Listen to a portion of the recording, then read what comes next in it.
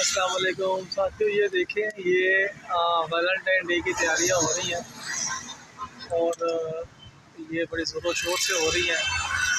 और एक जनाब हमारी मुसलमान बहन है, अल्लाह आलम कौन है, ये भी वो वैलेंटाइन डे मनाने के लिए वो ले रही है।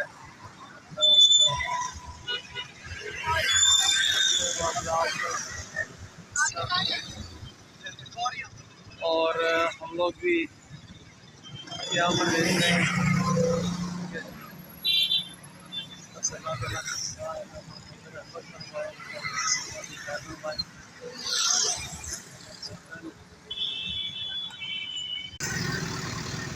देख लिया आपने, ये मैं इधर खड़ा हूँ चौक पे वापरा टाउन। ये सारे मामला हैं। अल्लाह ताला